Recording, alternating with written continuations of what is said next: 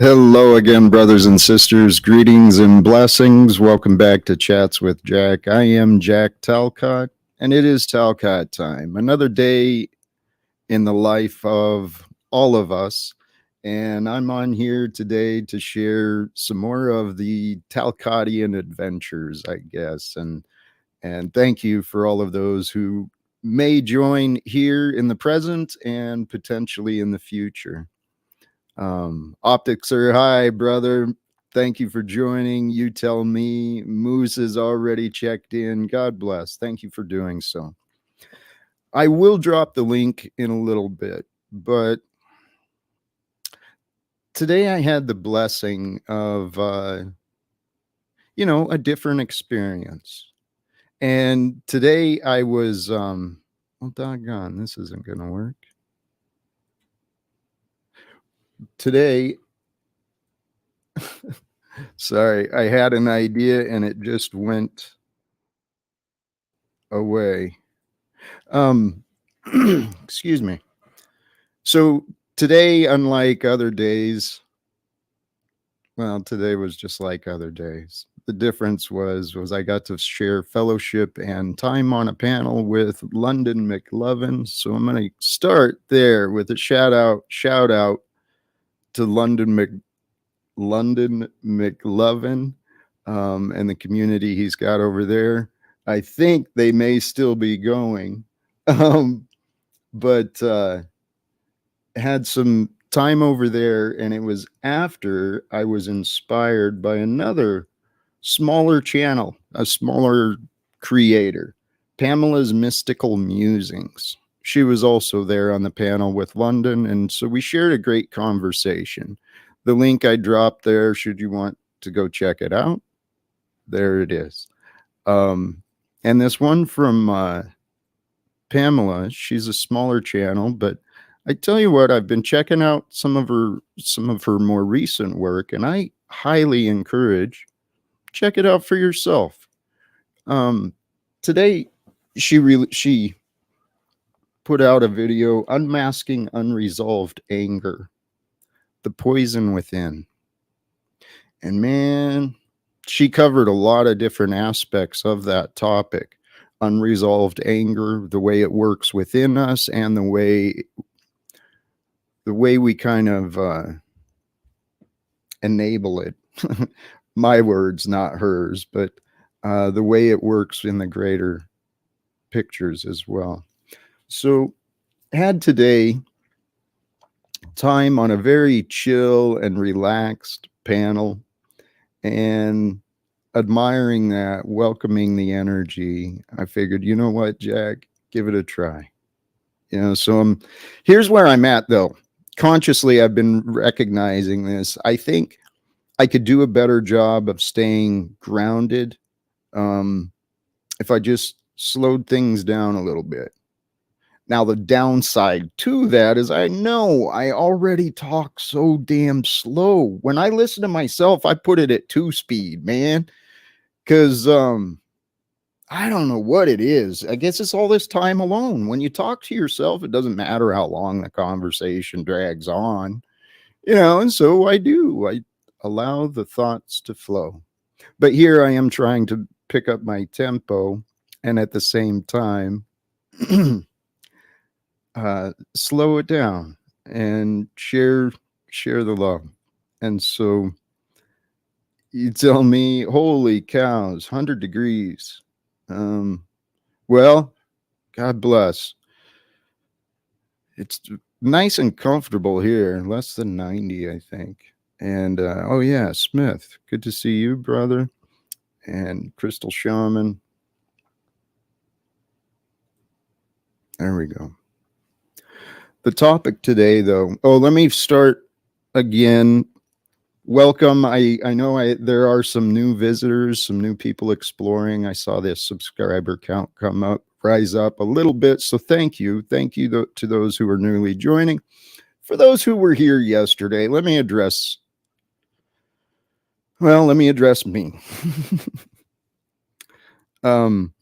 Yesterday, even though I denied it, I reacted to a comment in the chat.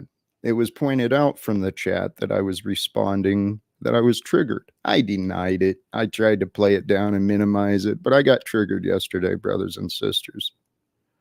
There was uh, there was a profile in the chat uh, impostoring my son's name, and then another profile representing itself as my son. And so those two are the only ones who are blocked today. I typically clear out the blocking and try not to have too much censorship and allow people to be people. But, it triggered me.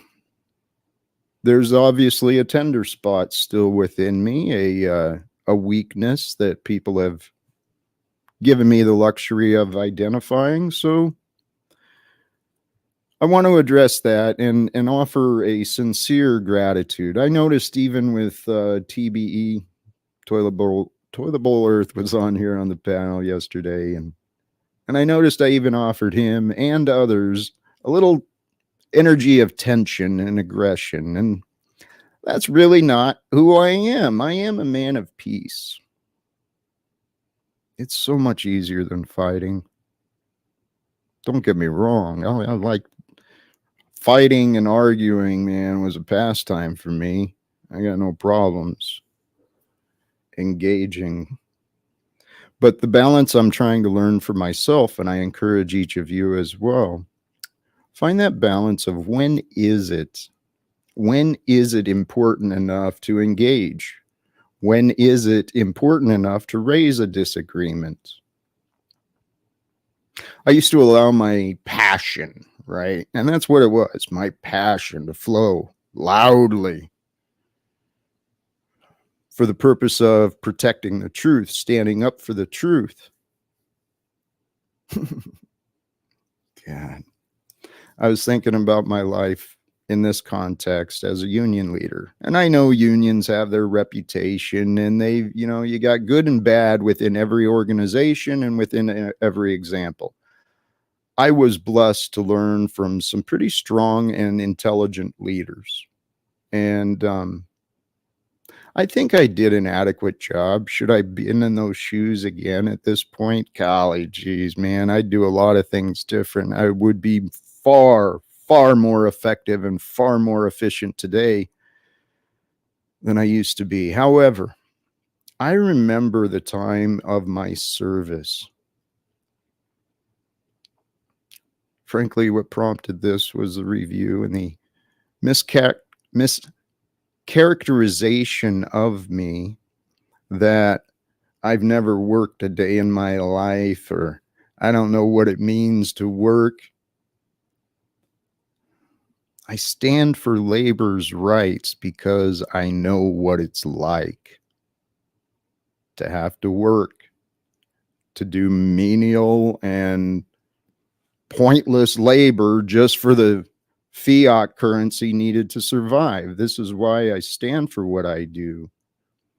To the point. I remember my time as a union leader where I would risk and gamble my reputation, my credibility in defense of another. I see a lot of men on these YouTube things and in our society. Let me not just limit. I see a lot of men in our society that don't give a shit about helping others. They only care about how they look, how they think they look.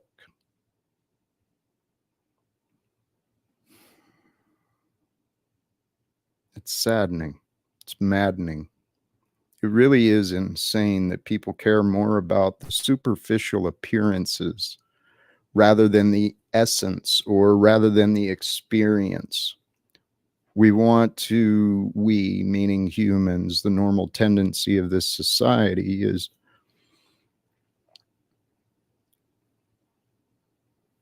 we want to jump to conclusions. We want to be so rapid, so right. It's a desperate need, I think we all feel. This need to be right. But you know what? That need to be right is what will carry this unresolved anger. We carry unresolved anger when we feel that there has been a misjustice or a lack of justice. Which God told you who was right and who was wrong? See, justice, that I believe comes from God. Righteousness, that's displayed by man.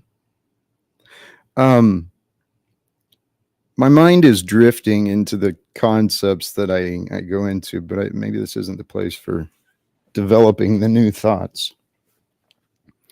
One of the things I was recognizing, though, in this reminder, the unresolved anger, how we all can carry that. What I was thinking about earlier is the contrast and similarities of impression and expression. Right? We are each of us are multidimensional beings participating in a 3D realm, but then there's the fourth dimension of time, and then there's the other dimensions that we may or may not be able um, to recognize. But what each of us are at this moment, I said this before, each of us are the roles. We are the characters that the universe is playing out. And this is a cosmic light show, this experience of life and the progression of time. It's a theater created for the creator. So we are what the universe has formed. And through our experience, we leave an impression, right? By our consumption, there is evidence of our being, right? We're requiring energy and all the necessities for survival. So obviously, there is an effect to the world of your being, and that leaves an impression. Now, moment by moment, we leave impressions on each other. So not only is the universe impressing itself upon us, we are expressing what is within us onto the universe. The universe is your family, it's your coworkers, it's people in the lane next to you driving down the road, right? So become aware, self-awareness. Self-awareness is the key. I'm going to come back to the dimensions because of this. Become aware of what you are expressing. I was reminded of this earlier. Not only are we in the 3D physical experience, right? Left, right, up, down, forwards, backwards. There's also the experiential, I don't know the right word. There's the within and the without part of the experience. That part's not taught to kids in school. I didn't get that class on how to understand what was within me. Praise God. Praise God for the fact that this is a beautiful, blessed, unique time for us to be here, to be together, to be part of the creation of history. So become aware of what you are expressing. When I reviewed the stream from yesterday, when I was impressed upon me of what I was seeing in the chat, the misrepresentation of what I know to be true, well, I expressed my disgust and my judgment. See, each of us, we have a choice of what we're going to keep within, what we receive within, keep within, and then what we're going to bring forth. And when we bring it forth, that self-control brings self-mastery. And it's through self-mastery and self-control that truly is the path to enlightenment, to knowing who you are and your connection to the all that is. Um, so if you can become aware of what you are expressing, to follow that along, the universe at every moment, through our awareness, through our attention and the thoughts, the words and the language we use in our heads, through the combination of those things, we receive the universe. We receive the activity of those around us as our experience. And if you allow the universe to impress the darkness onto you, which it's very easy to do, there is plenty of darkness, plenty of evil, plenty of hate, plenty of, we live in a realm of abundance. There is plenty of anything that you seek. So I believe. Maybe I'm wrong. But if you allow the universe to impress only the darkness on you, or primarily the darkness on you, you will feel small. You'll feel insecure. You'll feel dark. You'll feel, I felt it. I know this. And it's real easy to feel safe, quote unquote, safe in this blanket of anger, this warmth of rage. Oh man, it's comforting. It makes you feel strong, makes you feel powerful because you're all alone. Nobody else understands this. They're all too stupid. Nobody else can feel that. Yeah, hey, moron. You're not supposed to hold on to the darkness. You're not supposed to hold on to the hate. You're supposed to learn from the darkness, learn from those feelings of weakness, learn from the pain. It's your gift, right? And you get to carry the suffering as long as you want. You get to carry the torment of your thoughts, your memories, or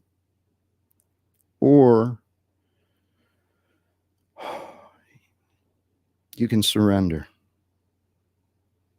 You can allow the fears to dissolve by facing them, by thinking them through, by recognizing, is this logical? Or, most importantly, back to the topic, thoughts on enlightenment.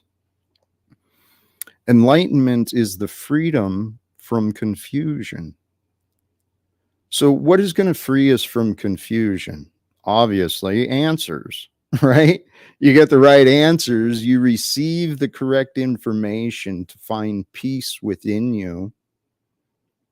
Well, the insecurity from not knowing, it's gone. The insecurity from confusion is gone. So if you don't admit you have confusion, though, it will never change. Hey, I'm going to drop the link, and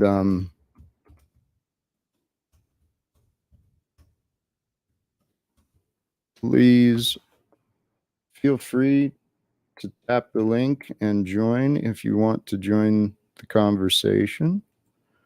I'm not sure how long I intend to stream. Never really know exactly what I'm going to do each day. Not anymore. I've kind of given it up.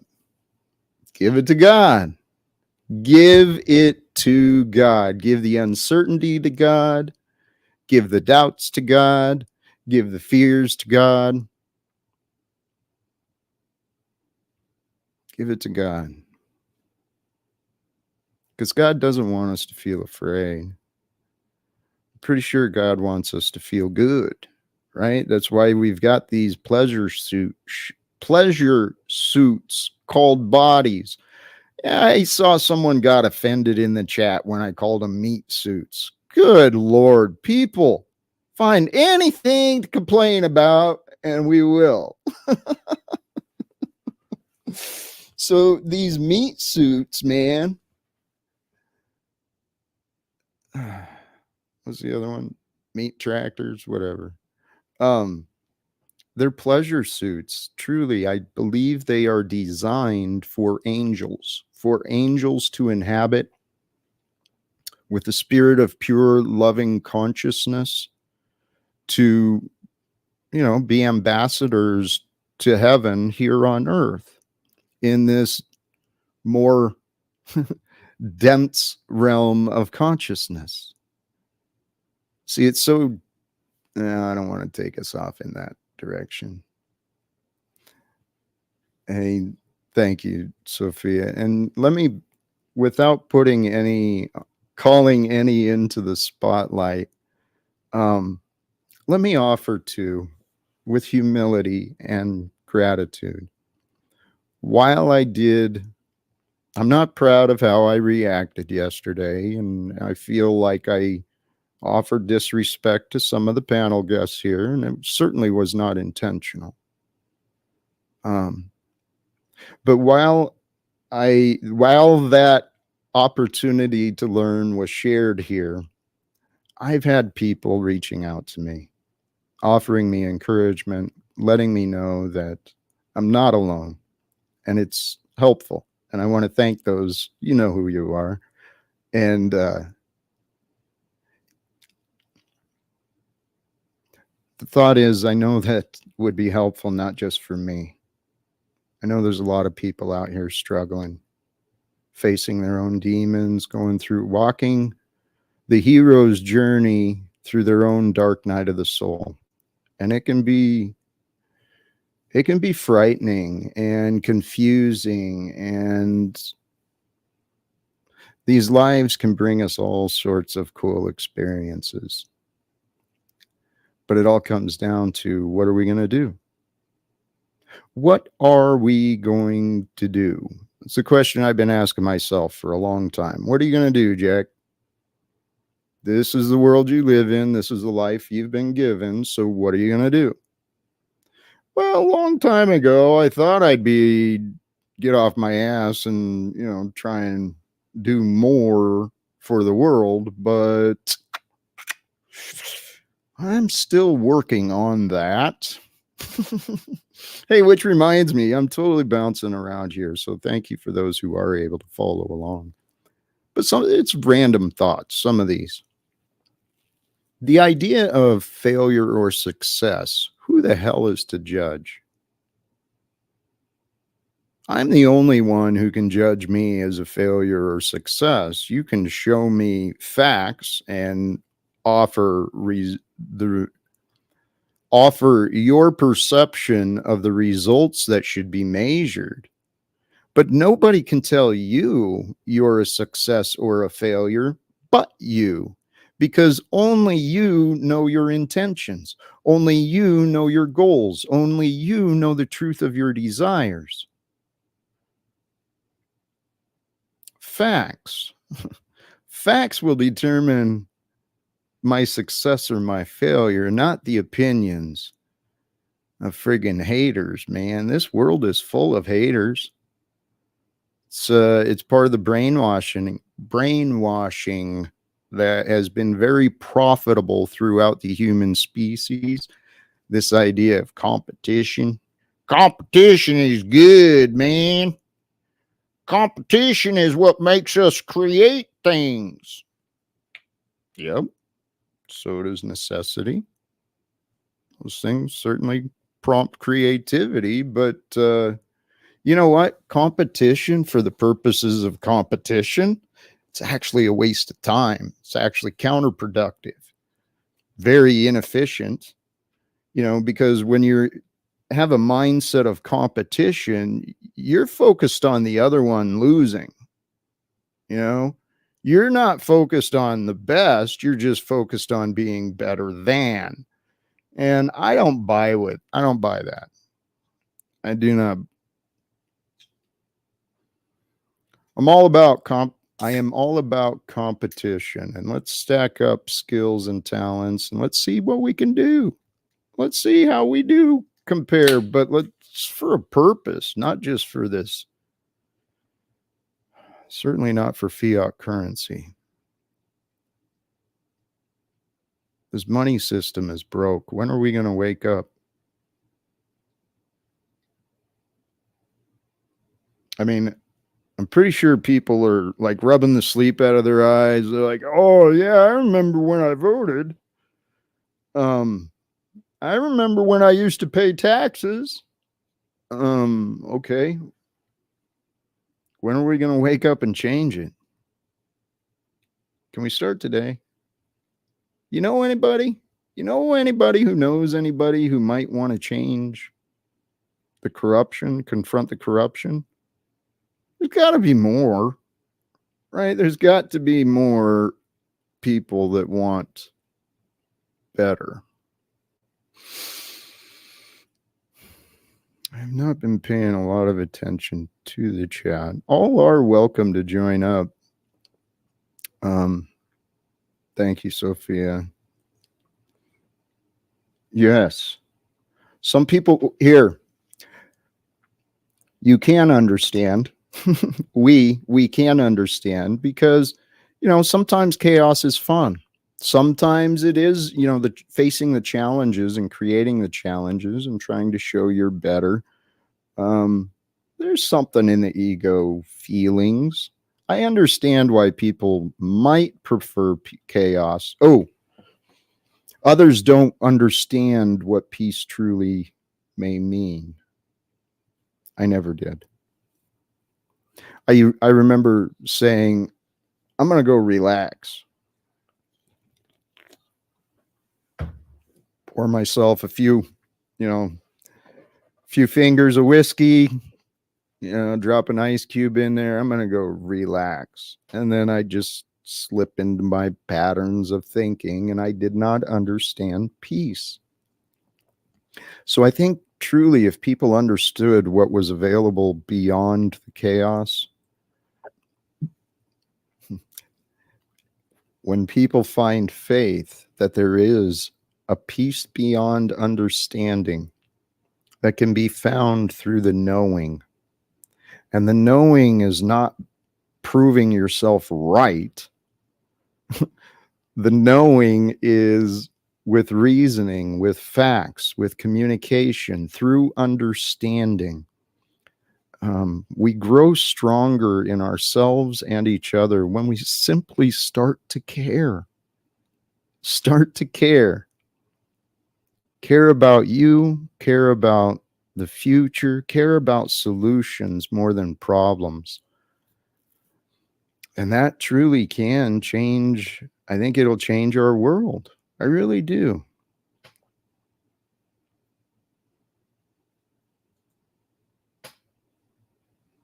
I don't know what's going on. And I'm curious where my thought went to Mr. Unslavius. Obviously, he usually comes in and tries to take over. I don't know that I really want to summon him, but there was some disagreements and disrespect offered to me between yesterday and today and, the past 8 months. But, I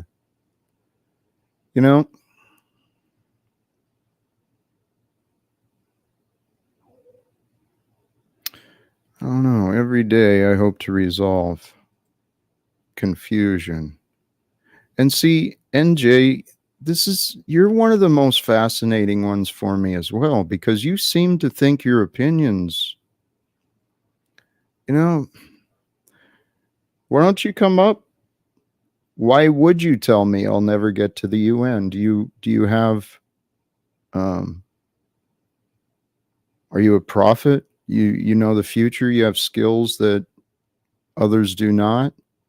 You know my future? I mean, this is what I mean. People have such confidence and arrogance in their opinions. And opinions are just thoughts, so it's much better to speak up, express what you believe honestly, and then learn you're wrong. But if you don't care if you're right or wrong,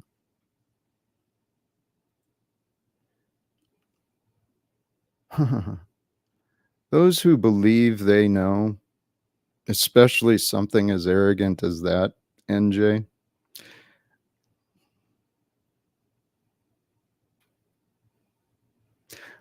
I'm wondering I know you can say you're kidding, but I wonder if you actually believe that based on the things you've been saying. I mean, not necessarily for the future, but your convictions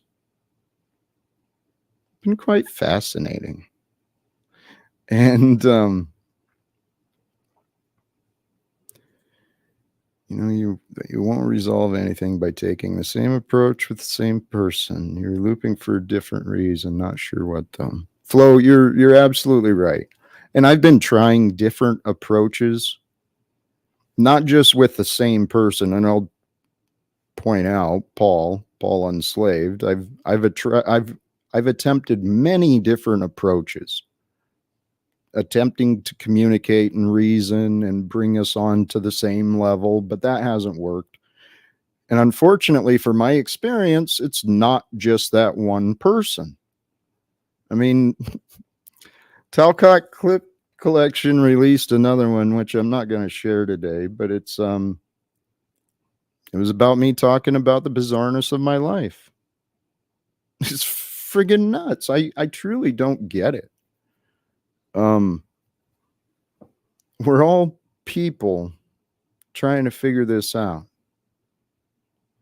And yet I've got people that don't know me, that want to project my failure and, tell everybody around that I'm wrong and that they shouldn't listen to me. And Jay, that don't listen to me is the Paul and that group, which you've been a part of. It's just fascinating.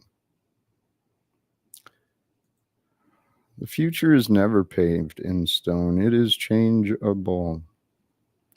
I don't know if we have destiny. There may be, I don't know. There's perspectives of our experience that we just can't know because we're trapped within it.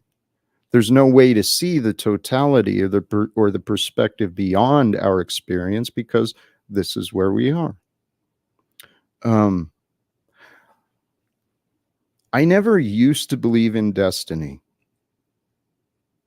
But if destiny exists, I have the confidence in my goals that I believe my goals may be a destiny to end wars and to be a part of reforming the corruption that's so blatantly obvious in our corporations and our governments. I intend to be a part of it, should God allow me to find a way. But like the TCC, like the Talcott clip collection video, I can't even convince people to have a friggin' lunch with me. It's fucking nuts. And so, hey, brothers and sisters who want to join a weird adventure, come and hang out for a little bit. Otherwise, I think I am going to wrap it up pretty soon. This is our unique life to live. And we have so many opportunities for all of us. How you doing, Smith? What's going on, brother? Oh, not much. How you doing? I feel blessed. Thank you for joining. Well, thanks for having me. Are you going to get your balls bronzed tomorrow? For What your is that? 50th. For your 50th. Isn't it your 50th birthday tomorrow, Jack? Am I off? Oh, tomorrow's July 1st. You're 30 days early. August 1st. No, it's July 31st. It is coming up. Okay. It's next month. No bronzing of balls though either. I'm curious. I just don't know anymore. I really don't. I know we all have a purpose, and I know we're all part of something greater. But honestly, trying to predict the future, man, I've given it up. I really have. Because, well, we live in a world of lies. We don't have as much control as we like to claim or as we like to tell each other. So I'm confident God is with all of us, I feel at peace. I feel at ease. And honestly, that's how we're supposed to live. Doesn't matter what the world's going to show us. Doesn't matter what we're going to learn. All that matters is that we have faith. We continue to be true to ourselves and to each other. I mean, that's really all we can do, right?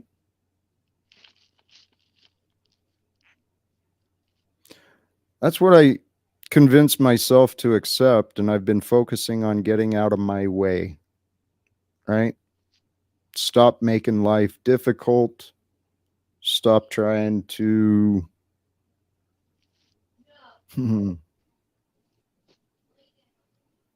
I've not stopped trying to change the world, though.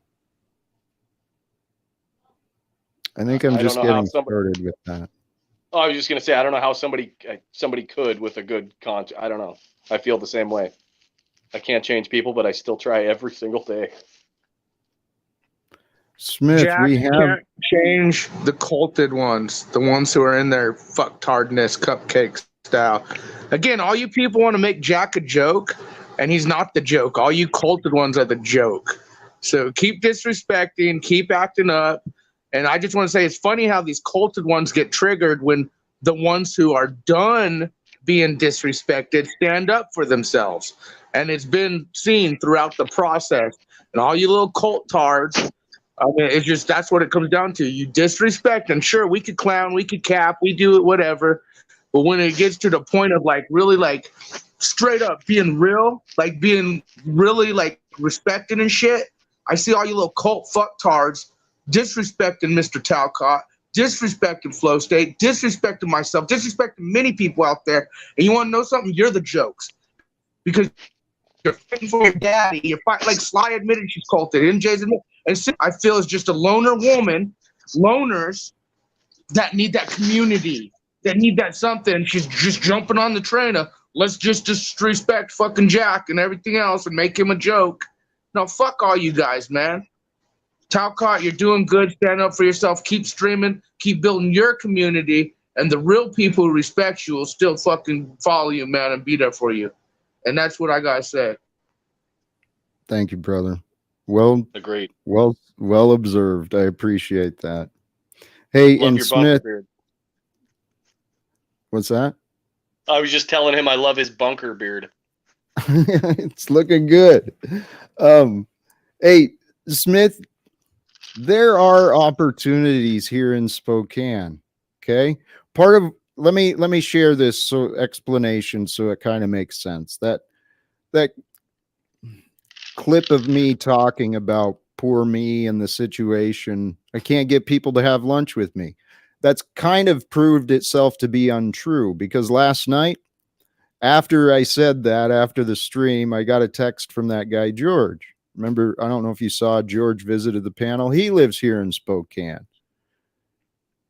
I've been waiting for months for him to have time for us, because he's told me that he would help me find my son. So, Smith, even if you don't spend time trying to help me find my son, if I shared the numbers, you could encourage George or these other people I know to, hey, help Jack out.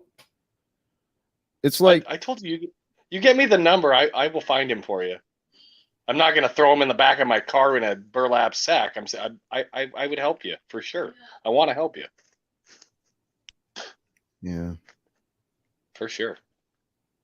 No, I don't watch the Talcott clip collection. I saw it when it first came out. Somebody had shared it. I thought some were kind of funny. Yeah, I didn't see something about you, something not meeting your. I didn't see that. No, this one if it was funny, cool. If it's talking crap about you, I don't support it. So it was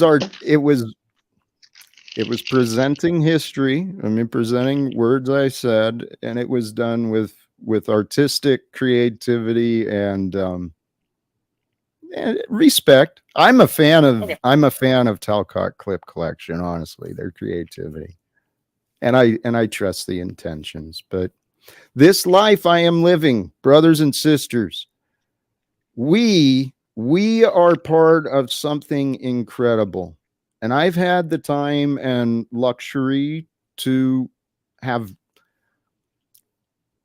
distance and to actually spend time really going within and trying to figure out what is real. My life, I found there's a lot of patterns. If you go to the Bible and you hear some of the stories, there's many similarities in my life to many of the different stories. I suspect there's many others who would look at their life and see some of the stories in the Bible and see some of the same things, right? We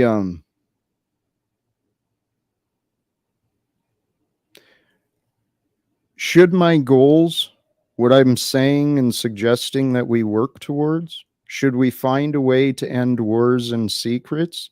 I truly believe that is the fulfillment of what was prophesied. So why is there so much resistance? Why is there so much Because opposition? I think the ultimate way for that to happen is for the Lord of truth and peace and justice to come back. And they don't want that. People hate me. I'm kind of like Aaron in a way. Like I don't quote a lot because I don't know a lot of scripture. I do know God's real, and I get a lot of pushback on my shit. It's just whatever. People can think what they want, and people hate God. So it's unfortunate for sure. Amen. Hey, welcome, Flo. Good to see you, brother. What's going on? You know, it's another day, and I get up each. Is it hot where you're at too? Yes. What are you guys running there? Let me look. 97. It's 97, but it feels like 107. My house was built in 1904. I got a 35-year-old roof. I got 4 air conditioners running, and it's 85 degrees. Your electricity is gonna kill you. I'm fortunate. I got a home, so. The what's that? Your electric bill is gonna just rape you. Yeah, it gets pretty expensive, $250 a month or something. Hey, I want to address this. Respect to those in the chat. I am the Dow.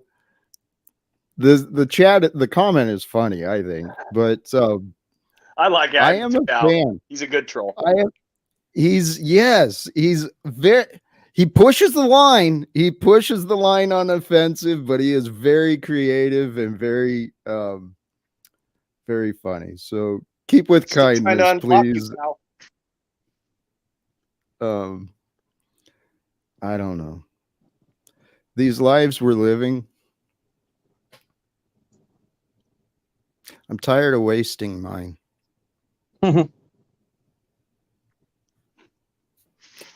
That's a weird thing to say. I wasted it for 20 years at a job. And I feel like I've wasted the last 5 years. After I found a goal, I've wasted the last 5 years waiting. There's something divine going on, brothers and sisters. Waiting for what? People. Well, you'll be waiting forever. If you need people for a goal to be executed, then that's it. That's the end of the goal, isn't it? Until you find the right people. Yeah. Smith, weigh in here. I think you get what he means. He doesn't need just people in general. It's specific people. I've heard people say this. Well, you shouldn't need people to make you whole. Well, it's these certain people, like, blood relative people. Here, I know how this can sound, but I don't know how to say it any other way. But I almost feel like this is my purpose, is to convince people to join me. Because everything I have failed on my own, everything I have attempted on my own has failed. And so I'm literally in this position of trying to inspire, entice, or convince people to accomplish what I failed. Okay, that makes sense. It makes no sense. I mean, it doesn't make sense, it's- but like I understand what you're saying. yeah, thank you. It's It just, doesn't. I It, mean, it seems illogical, but it is. I mean, yeah, I understand. thank you. Things don't have to be logical to be understood. No, the problem is though, is my life is filled with contradictions. I mean, between what I say and the story I'm living, it doesn't it doesn't make a lot of sense from the outside yet. But see, this is where I'm confident. For me to succeed, if one person wanted me to succeed and was in my life, if you had one person, you had a goal, and one person was there saying, hey, we're going to make this work, you know, whatever it is, you're going to get done. Especially if it's something, I don't know, not unreasonable. I feel like I could have 3 or 4 or a dozen people really dedicated to my success, but if it's something like convincing the UN to stop being itself, I don't know. Well, hey, admittedly, right, that's the long way goal, but swear to God, my goal, and I've been going to bed a failure every day. I was talking about this earlier. No one's going to judge me for success or failure except me and the facts. And the facts are my goals and intentions have been to try and achieve conversations with specific people for several years. Now, the help I'm seeking is simply help me open the doors of communication, either to people from my past or people who may help with the future. That's all I'm hoping for, is a chance to prove myself. I do agree. How do I phrase this? I do think that interactions between people are, the lube on the gears of everything in life, so, and it may not be the outcome that, well, fuck, I've never been very good at predicting my own life or planning for it, but I don't know, does that make sense? Like it's a necessary, like interaction with other people is a necessary essential ingredient in anything that comes after.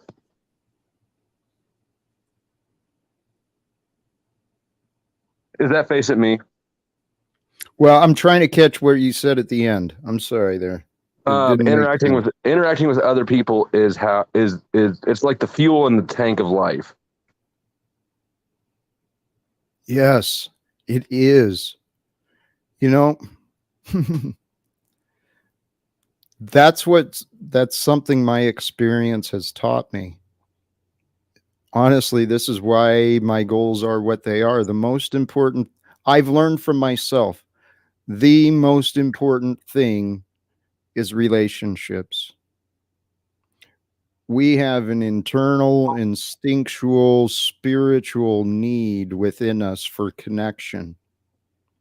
Agree. I do think though that, like, and I guess I agree with you. It is worth noting though that that can be like a perverted perspective if the locus of control moves outside of yourself and your own mind, right? Correct. Well, and that was a lesson I learned too. I learned many things through the things that happened with me, particularly in my relationships. Turns out, I'm going to mute you, brother. What you guys said. Turns out I was taking my relationships for granted, and I didn't realize that. And then once I actually started detaching consciously in my mind and with this purpose, I detached myself from the material, right? Stopped worrying so much about retirement and the savings and all the other crap, and I was prepared to downsize, and I reprioritized myself from the material to the relationships, only to watch the relationships disappear. And so then I got to learn that other lesson of don't put your value in the hands of others, right? So I've learned the lessons of appreciating and also not being attached to relationships. Frankly, I'd love to try and share these lessons with my old friends and with my family and with the whole world, man. How you doing, Joe? I'm doing well, man. I'm doing well. I'm out here at the farm with the chickens and all that bullshit. And the last of my chickens got raccooned. I got raccooned. Yep. We ain't had that problem yet, man. We got 40 of them still. Fuck Maybe about you. 37 now. You got them in a totally enclosed pen? Yeah, we got 2 big coops and a totally enclosed pen. Wait. No, it's not totally enclosed. It's like 5-foot fence or something.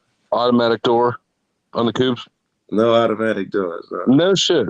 You better knock on wood because I'm scumbagging your energy. I'm just like, I'm over here manifesting raccoons and all sorts of shit. You're going to get hawked tomorrow. No. Yeah, that's right. I'm black magicking Joe Cool's chickens because mine just got murked.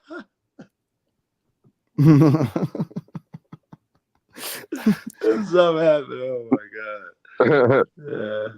Hey, I know it was in fun, but that's an example of the human competition I was talking about. Well, I don't have to be a good guy all the time. I'm okay with being the villain sometimes. I know. I'm a very understanding person with myself. Jack, is there a time to be the villain? Because you had that. I know. So made me think. Is there a time to be the villain? Do you think that maybe there is no time to be a villain? I don't see it anymore. I really don't. Flo, is there a time to be a villain? Is there? Yeah. I mean, in perfect land, should there be, or is there in my reality? Because I guess in this reality, in this world, you're still a good guy, but is there a time for you to be a villain? I mean, yeah, I think that everybody plays that role from time to time, and that people who say that they don't play that role are playing that role, and they're just unaware of it and are out of control. It depends on how narrowly or how broadly you define villain. I would agree with you. Yes. So let's give some, like I don't know if I'm being a villain, but I will move motherfuckers around if I have to. Or I don't know. I find a way to get shit done. I don't know if this being a villain. I will chastise a grown man and trigger him intentionally. That's got to be villainous. I don't do no heavy shit, but that's probably villainous. Could be. In that moment. Well, I would say it depends on intentions. If you're doing it for your selfish pleasure. No. Well, that might be a secondary benefit because of troll. But I'm not allowed to do it for troll's sake. I would have to be trying to build. You would have to justify it to yourself. I would. How do I rationalize this? Yes, and this could be a total justification, but I do believe in a tough love shit sometimes. And I might just see a nigga being coddled too much and just out the gate, some nigga I've been getting along with for 6 months, suddenly I'll be like, suck it up, buttercup. You want some wine with that cheese, motherfucker? Yeah, and so I think that at that point, maybe you could say you're the villain, and I don't know that I disagree with it, but also, like, you're not fucking wrong, though. The real villain is somebody who's going to be sitting there, like, enabling that weakened fucking behavior. I thank you for saying that. All right. Cool. So you had me rethinking some shit. That's why I feel like you're doing him a disservice when you don't let him know that, this is, you're slipping. Get up, pull yourself up, man. When you just let it slip past, act like you didn't see it, you're doing him a disservice. Yeah. And I don't really think that there's any, like, pure villain, right? Everything's going to be from perspective and then circumstance. I love it. Well, that's right. Go ahead. This is where the human ego can be tricky, because we can convince ourselves we're doing things for righteous reasons and actually be the villain. I mean, let's put that comparison to many of the CEOs, right? The corporate executives. Right. there's some evil things being done by people claiming to be good, hurting others under the false light of helping others. What? I would say you said corporate execs, but the more you talk, the more I would go to politicians. They certainly claim they're out to help you and make it a better place, but it's all about lining their pockets, making connections, becoming a powerful player, and nonsense that has nothing to do with you. Well, you have to pay for it. And you have to pay for that place. Right. So, I mean, that's the key difference. That's why government is always more villainous in my mind, because with a business, you at least every time you interact with them, you're doing so voluntarily in that moment. But when you interact with the government, they're not producing anything. Government doesn't produce anything. They just reallocate it. Right. And you have no choice. Right. I love it. Bring it on, Jack. Makes them even more villainous, right? Makes them more dangerous. It's coercive. It is coercion, yeah. Yes. But the thing is we can either, we can either confront it, we can complain about it, or we can ignore it. All right. This is where we go south and I get thrown in the basement. All right. What's up, brothers and sisters? Moose man, what's good, baby? Hey, you guys were talking about politicians and CEOs, and one thing that you guys left out, which I did a lot of research on, is the pharmacologist people, like not Pfizer, so to say, but Purdue Pharma, and all those people that like made Percocets and Oxy. Yeah. There's a book about it. You can read it. It's called The Empire of Pain. And, you know, the whole thing of trying to help somebody. I'm trying to help you with your pain.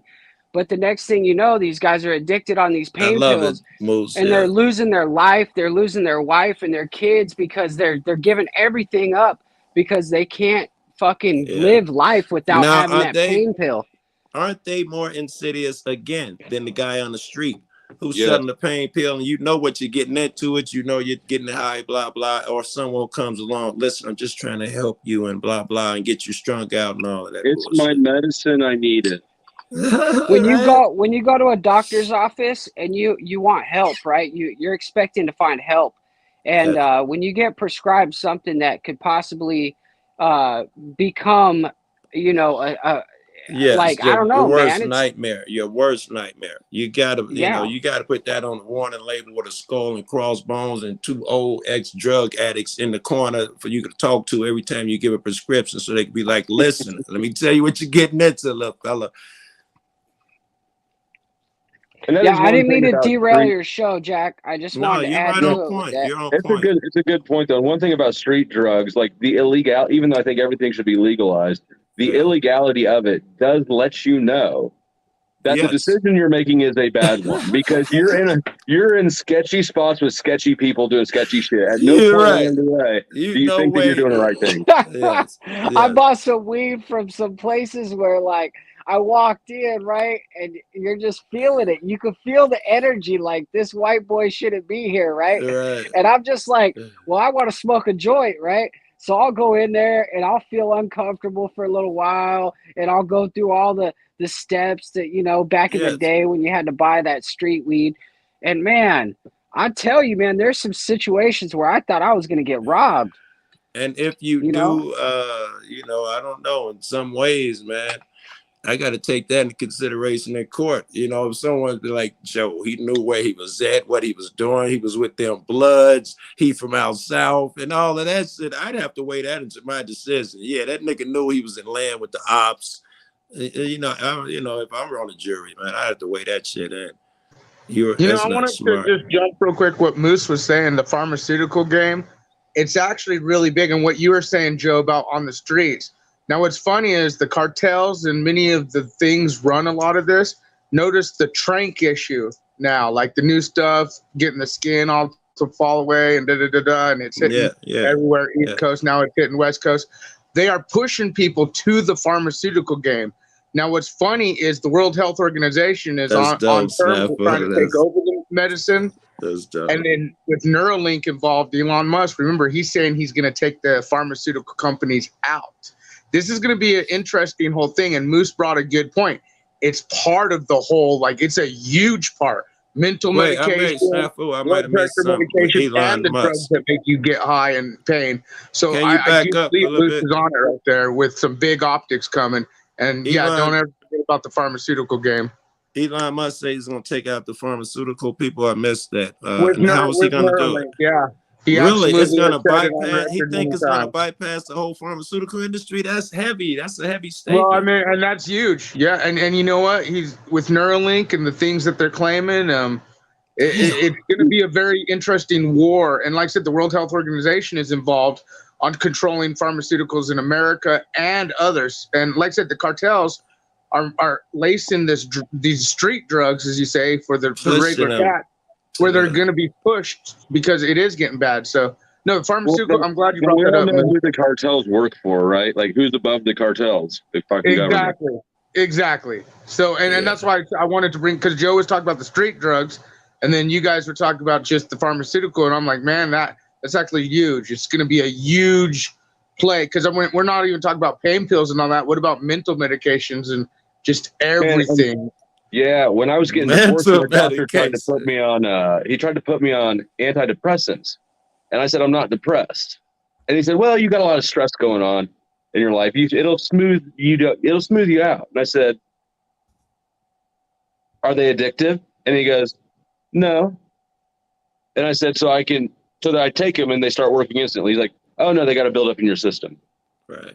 So I can quit them at any time." No, we have to taper you off of them. So what you're telling me is they're not euphoric. I get all the problems of an addiction without even the benefit of euphoria. Is that what you're telling me, motherfucker?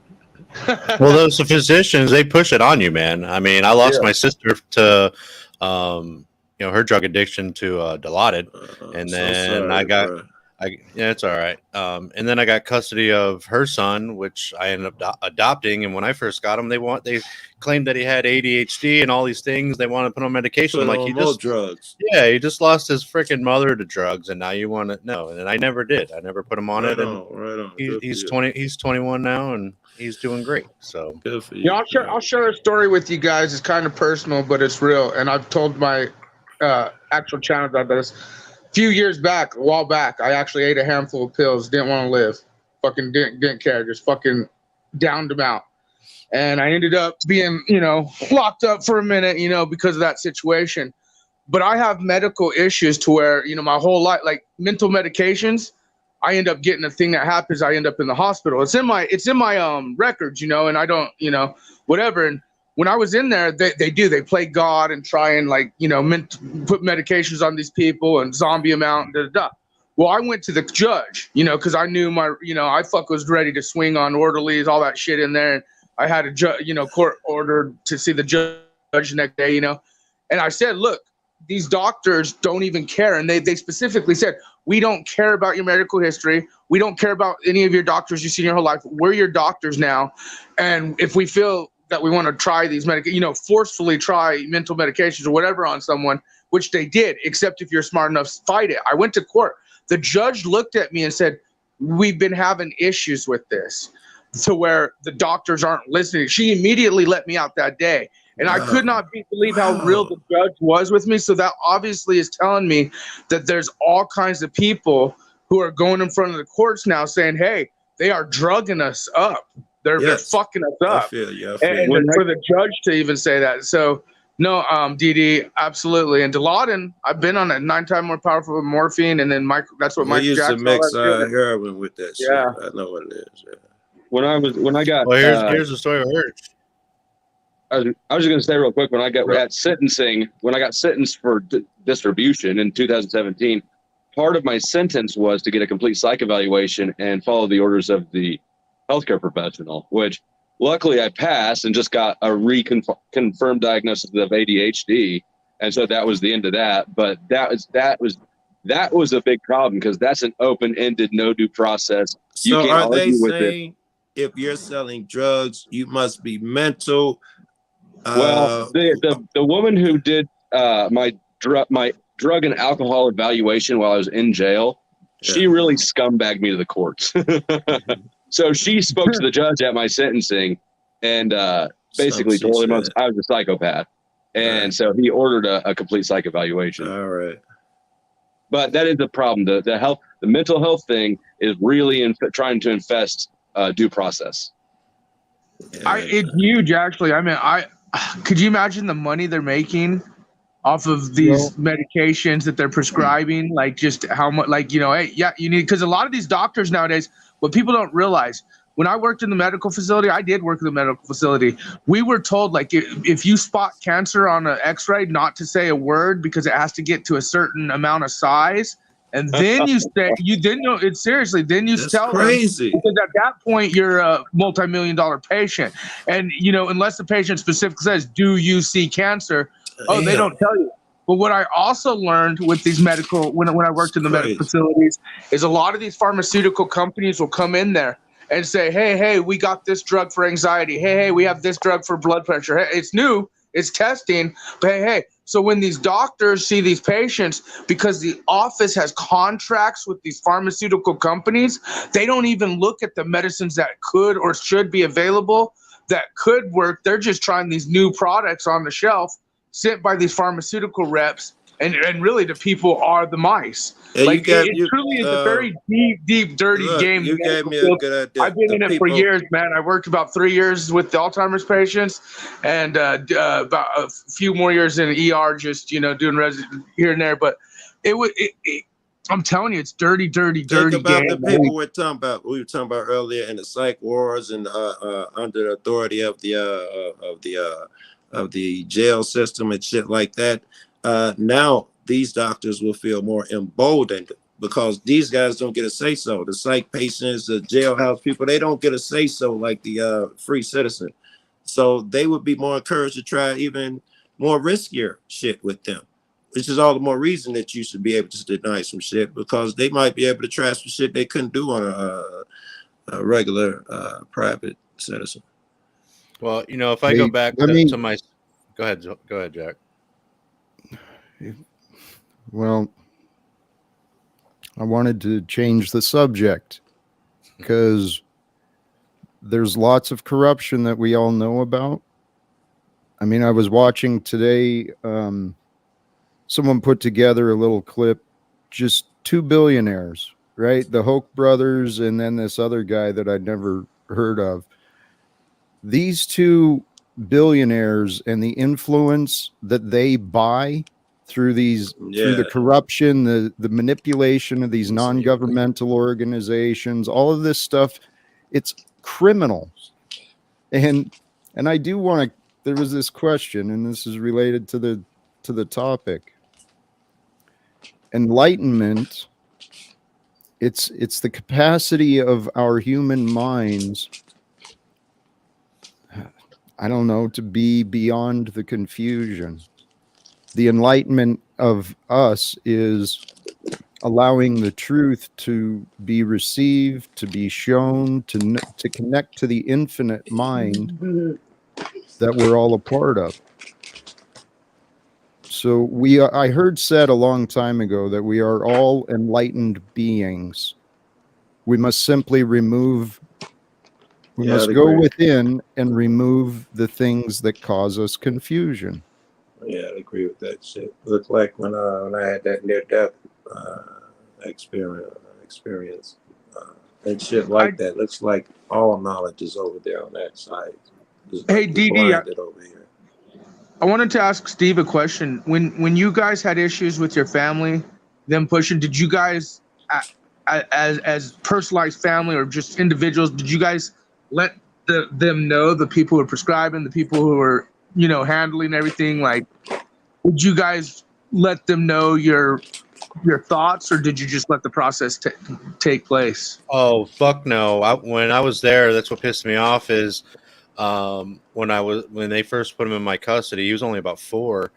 We went there because they made the appointment, so I had to go. All right, I'll take him. They never even talked to him or seen him. They literally put him in a room with a room full of toys, and then brought me in and started spitting all this stuff that this is what's wrong with him. This is what he needs. This and that. And I'm like, well, you haven't even talked to him. And I was like, I'm going right to the case manager, and I'm telling him exactly what it is you're doing. I was like, that's messed up. I was like, no one even said a word to this child. And I did, of course, and I never went back. They never scheduled me to go back. So I don't know. I don't know if they took action against them or whatever, but it was pretty fucked up, man. I was pretty pissed.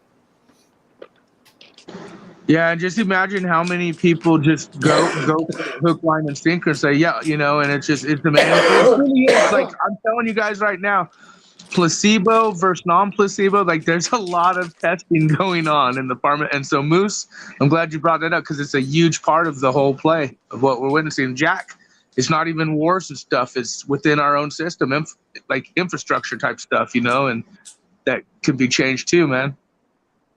It's all connected. Everything we're dealing with, our governments, our corporations, all of this is a result of our collective mindset.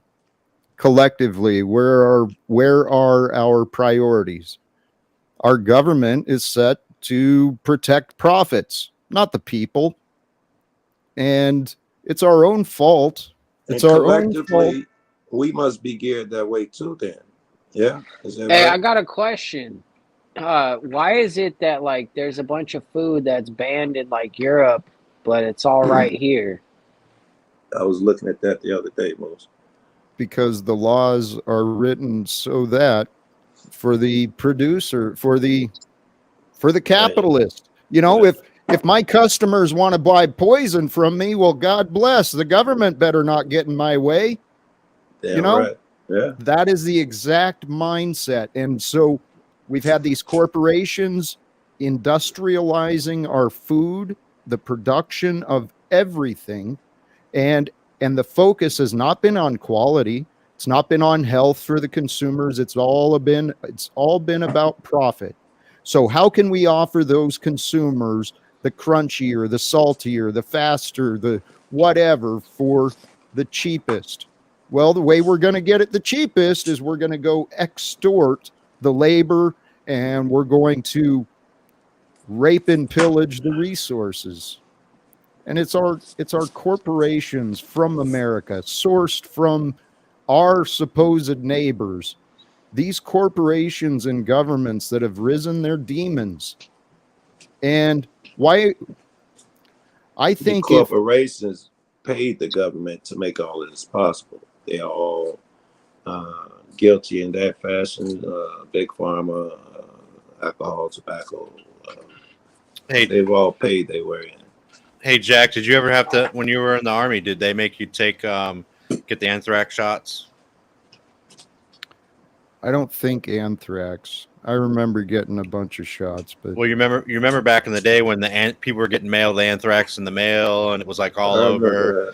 Yeah. So they made when I was active duty, you had to take a series of 7 shots, and I was like on the 6th one, and they're like, oh, by the way. They made us. You have to get this. No questions. You can't. You're getting it.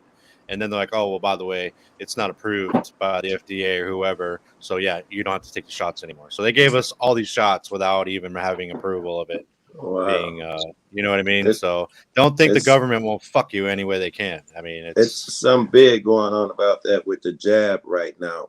Where this military guy brought it up that the papers that they signed and agreed to, that's not what you gave them. And the shit that they signed up agreed to is no longer even in production. Anybody you've given that jab to, you must have them re-sign this thing. And they're trying to keep dude quiet. They don't want to go through that shit. They don't want to have to do that.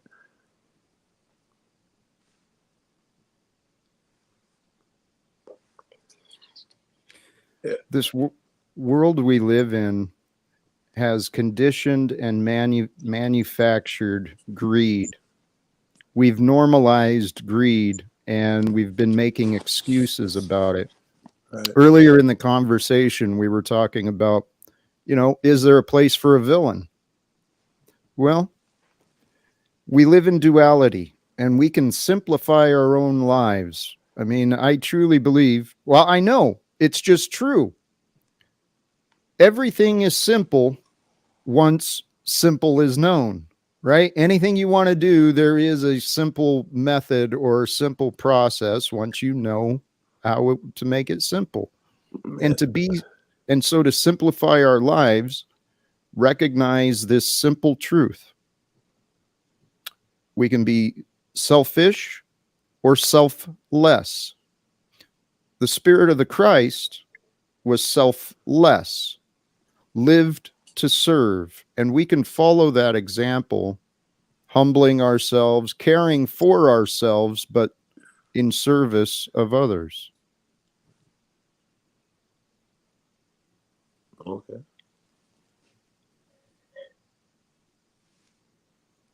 That, brother, that is going to be the change for the world. And honestly, I mean, it's just logic too. It is just logical. Let's take the mythical and break it down. The mythology of the religion. God came in human form, walked as Yeshua, and said, "Hey, this is the way to play this game of life." Okay. The creation continued. The story of creation continued, and here we are. So, if those of us today, this week, this month, if those of us today came together, those of us who know of the Christ and know of a divine God that works miracles, that cares for the truth, cares for mercy, cares for love, if those of us who know of the Christ came together as brothers and sisters, as children of God, as the body of Christ today, that is the second coming. That's interesting. Well, that's the problem, is that theology, most religions are so ambiguous that it's kind of impossible for everybody to come together with the same view. You read my mind. Religion itself would make that impossible, because certain religion, certain Christians don't even believe these other Christians. God knows they're not accepting Muslims and Hindus and all of that stuff. And, you know, the religion's going to keep motherfuckers apart. So the so-called believers in God, I can't even go, oh, that guy is gay, that guy's a drug dealer, that girl's a prostitute. Suddenly they're whittled down, and what we call now the real people, it's a small, much smaller fucking group who are willing to put all that shit aside. Well, it's like you said, Jack, you know, the religious belief, whether it's Jesus, God, Christianity, you know, Judaism, all that stuff, there's such an argument for what you believe in compared to what they believe in. It's like you almost can't see any progress in an idea of you know, moving forward, you know, to, you know, stop wars, stop greed, all that. Like, anytime you bring up religion, it ends into an argument or a debate on who knows more, or who believes in what, and it's very hard to just weed through that, you know. Yeah. Everything is simple once simple is accepted, once simple is known. We can't know simple unless we accept simple. And to overcome religions, I think we can all find a way to come together and worship love. Love, while it is, you know, it's a little vague and it's a concept that has many different definitions. We know love when it's there, and we know when love is absent. And there's love that is absent in our governments, our corporations, our communities. Love is absent. I was thinking that Palestinian-Israeli shit. That's a tall hill to climb. Brother, this is what I know. It seems impossible, but seeing that, why is wars should not be happening? They are not healthy. They are destructive. There is no logical foundation for this violence. I think we're in agreement on that part. The logic shit can be disputed, but the rest of the shit is we're in agreement. Somebody got some twisted logic where they will tell you that war is necessary. Someone has been so hurt by, you know, some bomb or whatever the fuck happened to him. lost his family, kids, that he has a logic where it is okay for me to go blow up these people. So, they blew up my daughter and said it was a mistake. And then they blew up the hospital and killed my son and then killed my wife, all with these bombs. And all they can tell me is, it was a collateral damage. It was a mistake. It was an accident.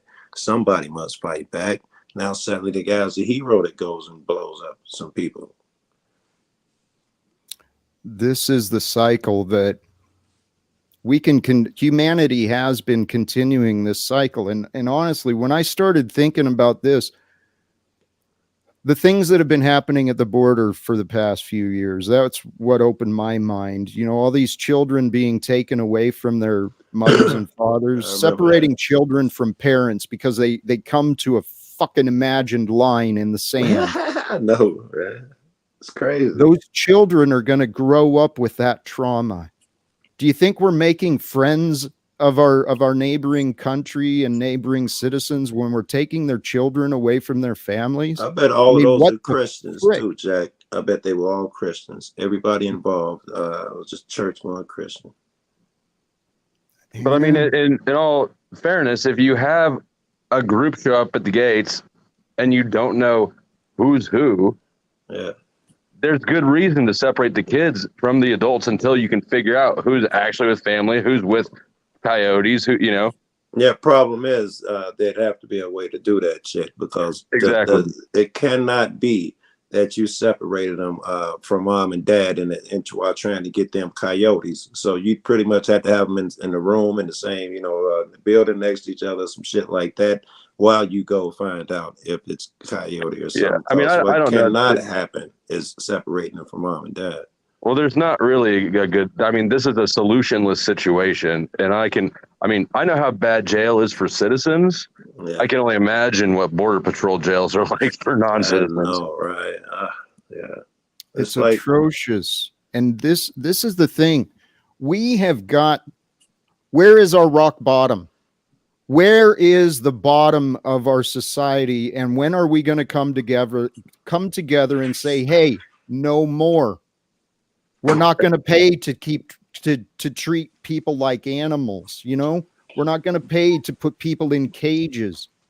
And the problem at the border, it is a problem. But here's where, if we were to be truly honorable as a nation, we would be trying to restore the homelands of these other people so that they could safely return to where they're fleeing from.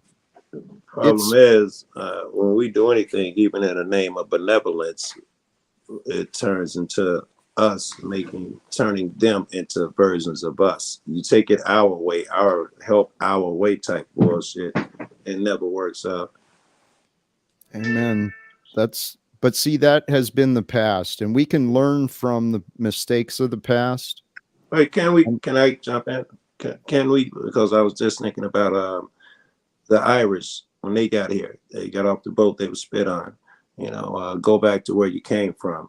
No dogs and no Irish. They were treated really shitty. And, anybody who was there, it's impossible. They wish they didn't get that time back to say they didn't do those things and say those things. That's the same way I feel like shit's going on with these Muslims, with the Mexicans, and with a lot of Chinese motherfuckers feel like it's okay to snatch off their hijab, go back to where you came from. Same shit the Irish went through. Did we learn from? These same motherfuckers probably got Irish in their blood. Do we learn from our fucking past? Well, here, actually, this is a perfect segue.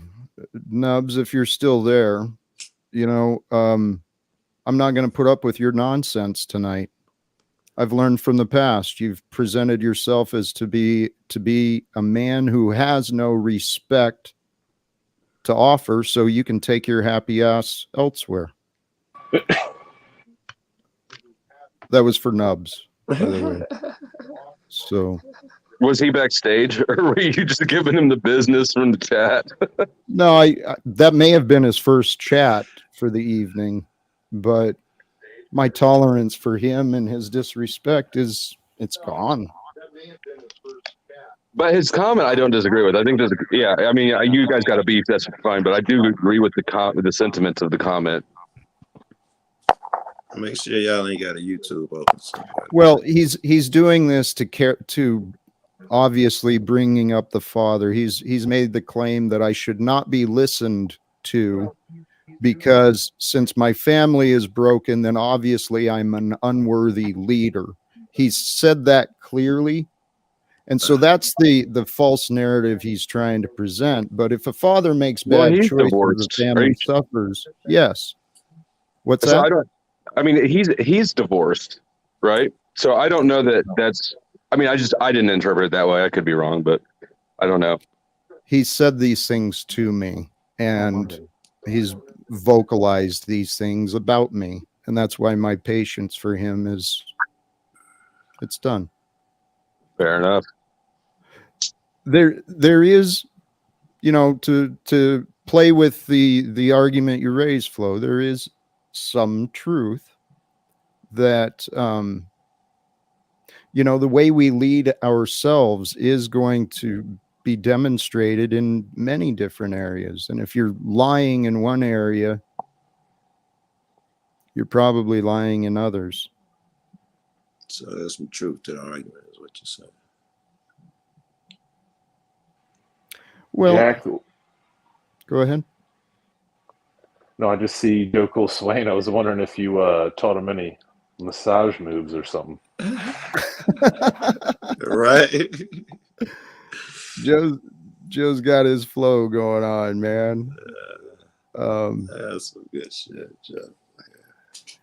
Hey, massage though, no joke. One day, if anyone wants to work with me, right?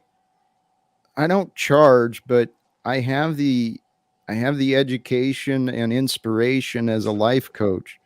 And I tell you what, anyone wants to learn about some simple tips to bring your body pleasure through massage. Jack.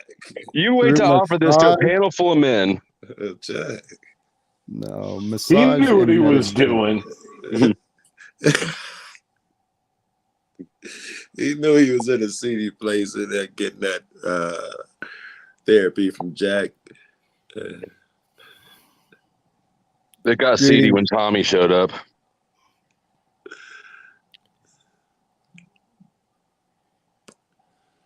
I didn't even notice Tommy. What the fuck day is this? Friday. Let me see. Tommy, is that you? What you and you muted? What are you doing Sunday? See that? Look at him being all seedy and satanic and shit. I'm in Colorado, man. We should do that homeless shit this Sunday, Tommy.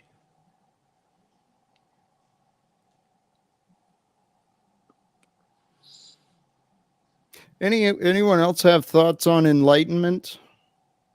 On enlightenment? Topic. I'm actually just trying to find my microphone. If that Here you go, Jack. But I'm just trying to get my microphone. You won't find it by seeking, but only seekers will find it.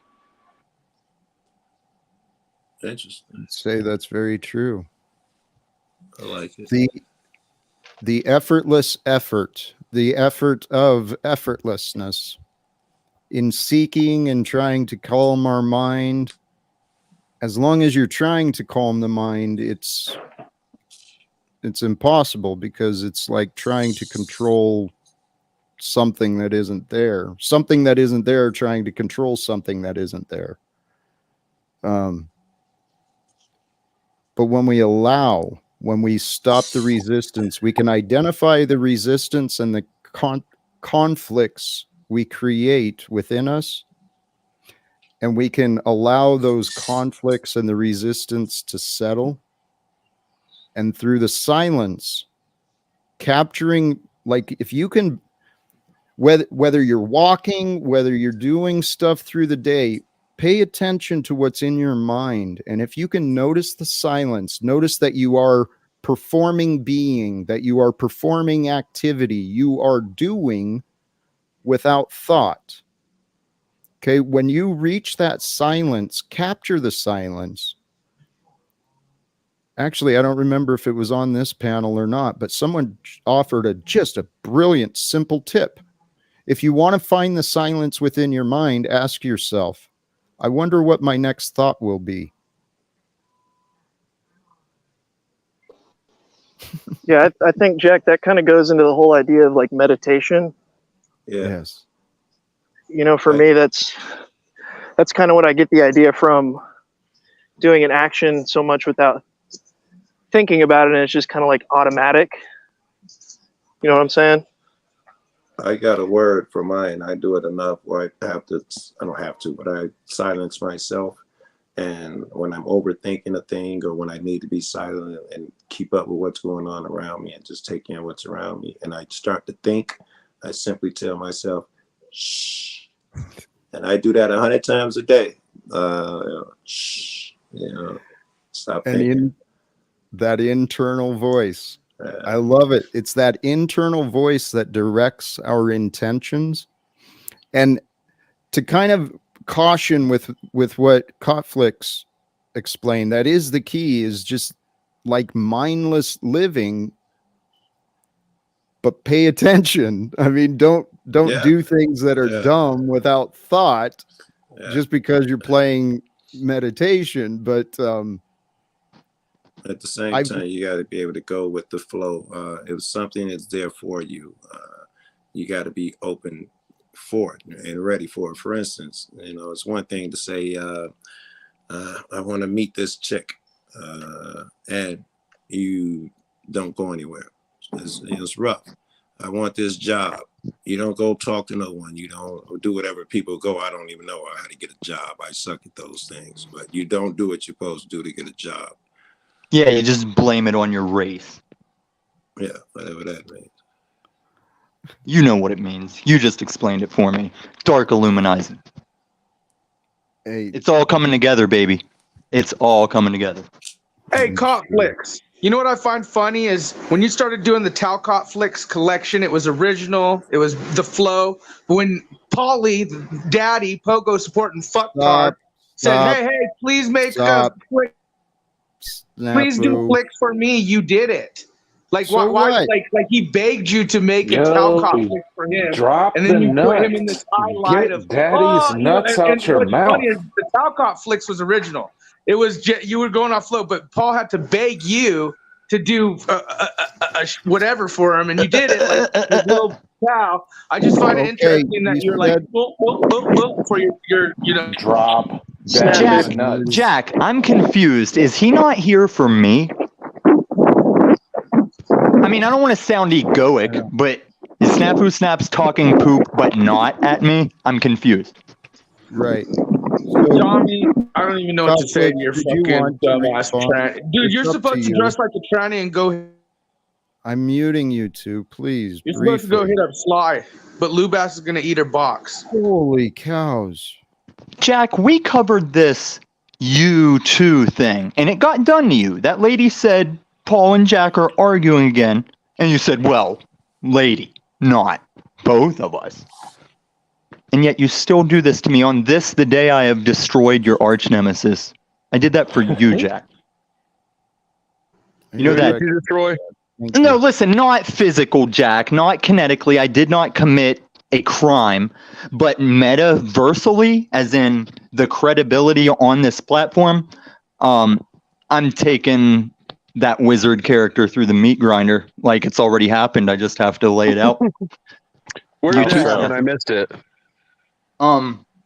It happened today on a channel that I was watching all of it. I don't think it ever happened. But anyway. Yeah, because you don't understand, Thomas. You don't understand words. Yeah, all right. Yeah, I will not stand under your bullshit. That's about it. What are you talking about? Exactly. No. Oh, God damn it, Thomas. You're too stupid for me. Anyway, Jack. You'll appreciate it, but, like, fair warning. Like, this is Deluminated Rising saga in season 3. There's a lot of channels that are going to have to face some truth, and it requires no marketing of, yo, or Cruz. Okay, Mr. Tranny, Tommy. Mr. Who was gonna dox your name, Snafu? Oh, you might, dude. See, it's okay. It's okay because you guys support pedophiles just like Paul. No. Who was Oh gonna my dox your name? God. You were worried about somebody doxing your name. Conflicts, make a What's video for me. Make a fucked video up for me. I'm is so that jealous you of know Jack and the damn well attention he Paul gets. Like, doesn't I'm so jealous. I know this. fucking have anything to do with Shush. And what did you do? Everyone, Conflict? stop. To suck your daddy Stop. Paul's dick and made a This is a deflection. video to what? Show And the you, Matthew Snafu, Sims? you've presented the you guys are a bunch of simp ass you've simps for presented Paul. the All right. narrative. Thomas is no several honor times. able. What are we doing? Oh, I'm Do you honored. wanna What's your Jack, name? Jack, stop rambling. Before this jackass in the square above me took it upon himself to ruin some good in motion cooking, Snafu just kind of emailed all his enemies with his legal name in it and then claims Dude, someone's you're going to an dox his idiot. name. It wasn't my email, but okay. Really? The email that comes up in Google with your Twitter and all your Truthio identities? Togo's Big Tech Oracle #2 data collection. Again, we're going against big tech fucktards, pedophile rings, and big You're fucking not, players in though. the game. And yet you email your legal name to your interrupt opposition. Please. Conflicts, did you want to respond to any of that? Wow. So Yes, sorry, please. lag. Well, Snafu was just talking about. I don't know if with all the simping he was referring to me or who he's referring to. I don't really care, but I don't remember Paul begging specifically for me to make anything. If it was probably a bit non-bit, halfway satirical. But as far as that goes, oh man, I'm kind of just.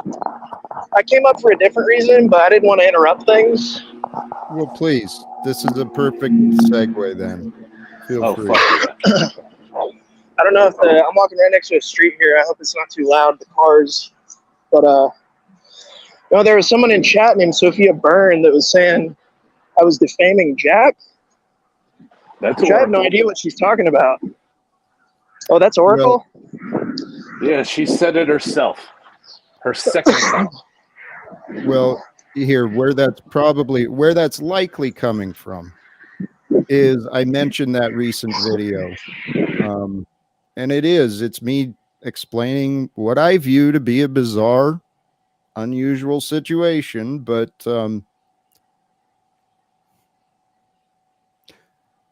for those who have a soft spot for me, I think maybe they see it can be seen as making fun of my situation or whatever. And I didn't take it that way, but I can understand that. Yeah, I can Can we understand go how sophomore underbelly? I've got a hard spot for you. Get at your insecurities or whatever insecurity. I'm not even saying you have those insecurities, but for someone to get offended at something that's not even, I'm not talking about you, Jack, but at something that's not even directed to them, it seems kind of silly to me.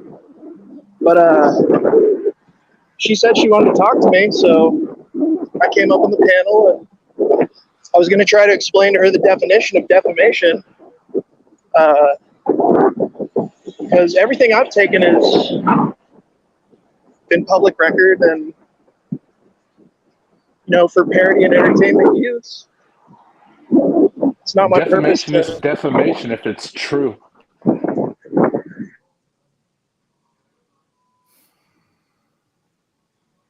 Sorry for the interruption. It's just record. You don't have to be scared of loss, injury, and harm if it's truth that causes said loss, injury, and harm. Well, hold on. I think Sophia is trying to come up, but the device is not connected. I don't know if she can hear me or not. Yeah, she was in the waiting, but it wasn't connecting for some reason. If I can ask you to try the link again, but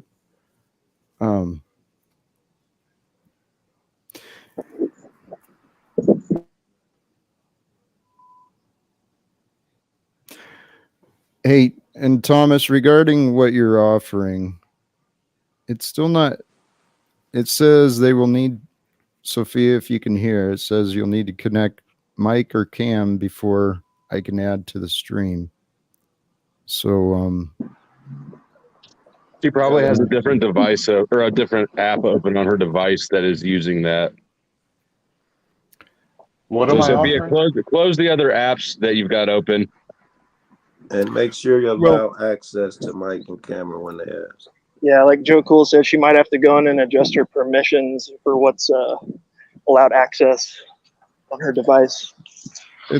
it's possible. And Cotflix, I believe this, that you have good intentions and your creativity, man. Your editing, you've got some talent, and you do make people laugh. I trust your intentions.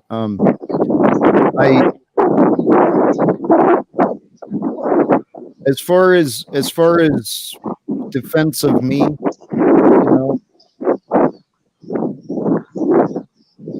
don't know. The only thing I would caution, in line with what Thomas is saying, it's not defamation if it's true. We've got a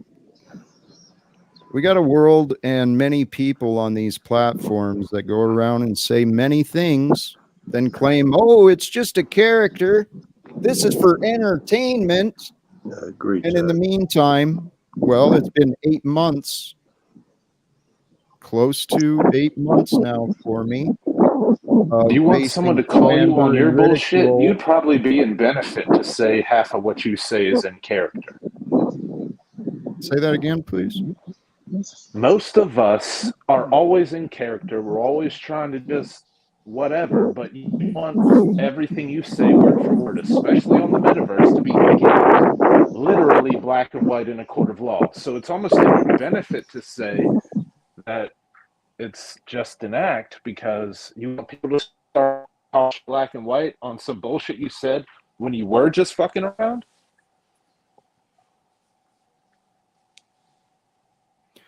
I don't know what you're saying. He's saying there are some what advantages. I'm saying is that,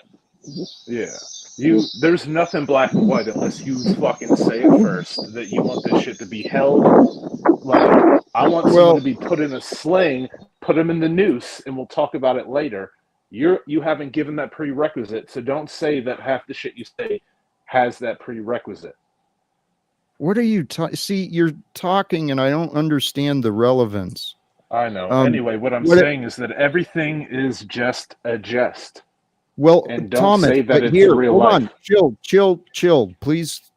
I get that position, but please come into the context of me and my purpose. I'm suggesting. I know you're God. I'm sorry. I'm suggesting to people that it's time for us individually and collectively to stop playing the characters, to start actually caring about what is true about how we're treating each other, what is true about how others are receiving us. It's time for us to start caring about what is true rather than pretending that these characters are okay. The character I'm in my mind right now that is not okay is Mr. Paul Unslaved, which is how I know the majority of you. All of us. I don't think I do the character shit, man. I've been excluding myself from this conversation, man. I don't put on no fucking character. I don't see myself as having to act under no pressure, none of that shit. Me either. Yeah, I'm not a character either. I was talking about Joe. I'm a character. God. I have character. If there was ever a sound for ear herpes, it is that sound. I think I can clear this up for the little pleb situation and discernment here. I play a multitude of characters all day, every day, throw in filters, throw in scripts, dialogue, not lying, always speaking truth. Do not give an F if you see me in a mask, see my face, have trouble discerning the fun from facts. There you go. And you guys are sitting here, real names, vouching for each other, and everything I've heard talked about in the past, whenever I got here, it's been a whole load of grifter BS from all of you. No one thinks you're a one-upping Fed. each other's grifter BS. I don't You want me to believe go in get my grifter. adoption paperwork, Tommy? No, I mean, as far as how through it? things work with like federal banking and fucking government function and where the morality leaves and where it's just guys doing their jobs. I mean, like I said, I'll get it all in post. Was that even a conversation we were having? Not with you, sir. You're gonna conversation you were having with yourself in your head. Yeah, rack it up. Listen, I had an eventful morning. Besides the dog scares and stuff, I had an eventful morning of either destroying a longtime online enemy or regaining the respect of enemies that sat down to hear me out for a second, and it just reaffirmed some season 3 stuff. I'm not BSing you guys. Snafu Snaps emailed both me and Paul Enslaved with an email that fronts his whole legal name as like the heading. When he sends it, it doesn't give you his email address. It gives his legal name. And he still tried to say that's not him emailing us, people. And then more details roll out that it's like, no, this is him. But still, Thomas, the fact that you said his name on this panel just earlier makes you dishonor Abel. Fuck up. Like, because To be you honest, don't I like think him, you're entertaining because to you back don't off. like him, Because I you have a can just soft say spot his for name. you, and I've got a soft spot for you. Yeah, you shut up because I'm fucking sucking your meta. No, I fucking shut up to give you a nuts. chance to say this. Yeah. I have a Okay, soft spot Thomas. for you. I've got a soft spot Oh, for he's not Jack. done. I've got a soft spot for so many people here, or I wouldn't. I don't be have a here. soft spot for everybody. So, back your ass into a place of entertainment, please. I would love that. No, hello, acting, masks, filters. I never heard anybody accuse Thomas Aurelius of sticking around very long or being entertaining. But what I'm saying, bro, is just because you don't like the dude, I don't like the dude, a lot of people might not like the dude. Oh, now you can just drop his name on the internet? I said I have his full legal name. You said his... fucking dancing around names all fucking panel. Who are we even talking about right now? Right. Let's interrupt this conversation, or I'm going to move on with the panel without you guys. Okay? Yeah, that's what you do when you feel out of your league. No, it's what I do when I exercise control. It's fascinating, actually, having some ability to improve the time being shared by me and the other guests on the panel. Because yes, I mean, I'd love to discuss any ideas on enlightenment, ideas on ways to make the world better, ideas on how to move past the unresolved anger, the unresolved insecurities. I got a suggestion. Oh, wow, it's timely. Make now. Jack postmaster. It's timely now that I think about it, and I may be wrong. I might have to rethink it. Definitely wrong. In light of what just happened. But I was thinking you cannot end communication, because once communication ends, that's when war begins and all sorts of crazy shit. But I just realized that happened right after perhaps you had to end communication and you were justified. So maybe I don't know what the fuck I'm talking about. Like I said, definitely wrong. Better take it back to the drawing board, Joe. I expect that out of you. Fuck out of here with that. Yeah, I don't know. Actually, no, Joe, you're absolutely right. I mean, it, Jack. when we end communication, we are prolonging disagreements. We're enabling conflicts. So you're right, Joe. I mean, by me silencing people here on the panel for that time, it ends the opportunity for resolve. But this is where we've got to learn from the patterns of the past, right? Right. People want to come and keep presenting the same patterns of chaos. Well, you got to learn and adapt. Right. I'm trying. Welcome, Jesse. Mm-hmm. My girlfriend just overheard the conversation and said, "Who is that?" And I said, "What? Who?" And she goes, "The guy who sounds like the dude."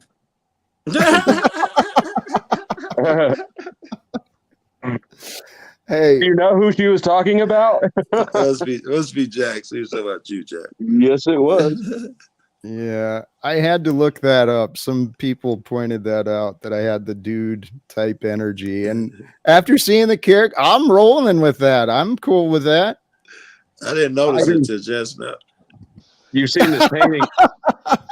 Hey, It's that on the rug really wall. ties the room together, man. Hold on. It does. It's a full stretch canvas. Oh, dude, how perfect. Here, I gotta turn this camera around. But yeah, full stretch canvas, acrylic. I got a whole set of 6 of them of the Lebowskis, but those are the ones that made it up in the bedroom. Nice. Those are pretty cool. Very cool. I don't mean to be the well, to turn off the faucet, but, and I know Jesse is just showing up and there he goes. But I'm feeling like wrapping this up. 2 hours is a good stretch. Hopefully if people do tune in, they can receive some thoughts. Anything before we go regarding enlightenment? Any positive thoughts for the day, encouragement you want to offer? Smoke them if you got them. See you. Much love. Thank you, brother. Be good, do good. I love that one. I love. Hey, are you doing your Friday night thing tonight? I might. We're working on a house, try to get sold. So I don't know if I'm going to do it tonight or not, unfortunately. Hey, you know what? I don't mean to contradict myself. I keep meaning to talk to you. I've been checking out some of your videos. Dude, I want to talk to you sometime about sound and the stuff you're doing. That looks like it's pretty fun, pretty cool. And I've never really dealt much with it. Now, I'm sure. Money. I'm sure. So one of these times we'll have that conversation. Thanks, brother. Right on. All right, man. We'll see you. Oops, I threw him. Anyone else? Final words? Y'all back out, Jack. If you could just get out of your imagination, maybe you could hold these viewers for another few hours and really fucking make something out of it. But I love you, brother. Love you too, brother. The mirror doesn't reflect evil. It creates it. Don't stare into the mirror. Dude, I love that. The mirror doesn't create evil. It reflects it. Don't stare into the mirror. Yeah, can I go off the tail of what Joe Cool just said? Please do. Not to make it all about me, brothers and sisters, again, but much like mirrors, YouTube videos of public record only reflect what is or isn't.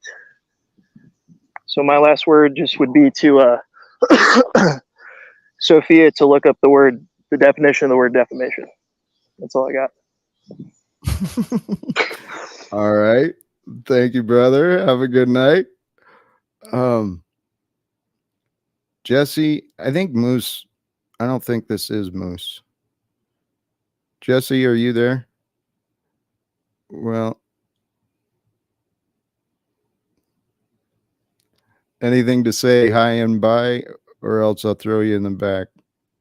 Can't hear you. I'm not sure if you can hear me, Jack, but for some reason I can't hear anything. We can hear you, but I was trying to figure out my volume. So yeah, you have a good night. Love you, brother. Stay safe, stay real, and we'll see you next time we see you. Much love. Thank you, brother.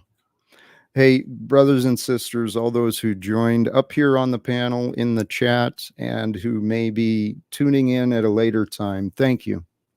Thank you for being here. Thank you for sharing your attention, your time, your energy, your attention. Those are the most valuable gifts. Okay. And a practice I've been working on with myself is quite often, do without thought right? Don't focus so much on the results. Focus on the journey, on the task, and enjoy what it is you're doing. But allow yourself to wonder. Allow your mind to travel. What else could I be doing? Okay, so recognize if your time, your attention, your energy are the most important resources you have, and anything we have, it's not to possess, it's to nurture, it's to care for, it's to grow, right? So if your time, energy, and attention are there for you to nurture, for you to influence, for you to grow, share it with those you want. Share it towards bringing value for those who are important to you, and figure out who's important to you. Start with you. It's okay to be you. It's okay to have lived the life you have. It's okay to be where you are. It's okay not to know the answers. It's okay. It's okay to ask for help. It's okay to change. It's okay. Give yourself the permission. Create your freedom, right? Thoughts on enlightenment. Create your freedom by expanding your awareness. Grow your awareness. I'm aware. I am aware. What am I aware of? What else can I be aware of? What else can I learn of? What else can I do? Right? Expand the awareness. Discover your freedom. Peace. Peace is the sign of freedom. So find the peace, recognize your freedom, pick up the pieces of you, build the strength, the character of you that is strong, that is humble, that is kind, that is generous, that is fearless, that is divine. Because there is a divine aspect of you waiting. The world's waiting to receive it. And, maybe that's something we'll cover in the future, getting some clarity on goals and maybe some ideas on how to ignite the light within. That's the goal. My fire, my spark of curiosity, my drive to become greater than I was, it has been fueling me and driving me for quite a while. And I just want to share a little bit of spark, a little bit of light, a little bit of encouragement, maybe some hope, some excitement for the future for you. With that, brothers and sisters, thank you again. Do the subscribe thing and share with those who may enjoy. And God bless. Peace for everyone. Choose love and live without fear.